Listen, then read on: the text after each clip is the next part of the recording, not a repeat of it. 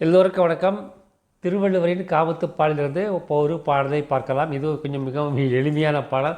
ஆனால் இந்த பாடலில் கூறப்பட்ட உண்மை எவ்வளவு ஆண்களுக்கு தெரியும் என்று எனக்கு தெரியவில்லை. இது உங்களுக்கு முன்பே கொஞ்சம் கொஞ்சம் கூறியிருக்கலாம். மீண்டும் இந்த பாடல் மிகவும் தெளிவாக ஒரு உண்மையினை கூறுகிறது. ஆண்களுக்கு பொதுவாக நம்மில் உள்ள ஆண்களுக்கு பலருக்கும் இன்னும் சொல்லப்போ எல்லோருக்கும் தெரியாத ஒரு உண்மையினை இந்த பாடல் எடுத்து கூறுகிறது. பாடல் எண் 1099. எய்திலார் போல பொது நோக்கு நோக்குதல் காதலார் கண்ணே உள. இதன் அர்த்தம் என்னவென்றால் தெரியாதவன் போல பார்ப்பார்கள். இது காதலின் முதல் பகுதி. இப்பொழுது தான் ஆணுக்கு பெண்ணுக்கும் ஒருவரை ஒருவர் பார்க்க ஆரம்பித்தவர்களை வைத்துக்கொள்ள வேண்டும். அப்போ இன்னும் நல்லா பழக ஆரம்பிக்கவில்லை, பேச ஆரம்பிக்கவில்லை. இந்த நேரத்தில் ஒருவரை பார்த்து கொண்டிருக்கும் பொழுது ஒருவருக்கு ஒருவர் அன்பு ஏற்படும் பொழுது அந்த பெண் அவனை ஏதோ தெரியாத மூன்றாவது மனிதன் போல பார்ப்பாள். உள்ளத்தில் அன்பு இருக்கும், காதல் இருக்கும், அதன் முகத்தில் தெரியாது.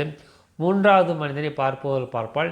இல்லை, ஒரு அலுவலகத்தில் வேலை செய்யும் போது 4 பேருக்கு நடுவில் காதல் வயப்பட்ட ஆணும் பெண்ணும் நிற்கும் நேரத்தில் அந்த பெண் அவனும் பேசுவதை தவிர்ப்பாள். இல்லது மூன்றாவது மனிதனிடம் பேசுவது போல பேசுவாள். வேறு வழியில்லை என்ன, 3வது மனிதனிடம் பேசுவாள். தன் மூலம் அன்பு கொண்ட காதல் முழுவது பேசுவதற்குள் பேச மாட்டான். அதற்காக அவளிடத்தில் அன்பு இல்லை, காதல் இல்லை என்று நீங்கள் எடுத்துக்கொள்ளக்கூடாது. உங்களை அவள் தவிர்ப்பது போல தெரிந்தால் நீங்கள் புரிந்து கொள்ளுங்கள், அந்த பெண்ணின் மனதில் நீங்கள் இருக்கிறீர்கள் என்று தெரிந்து கொள்ளுங்கள்.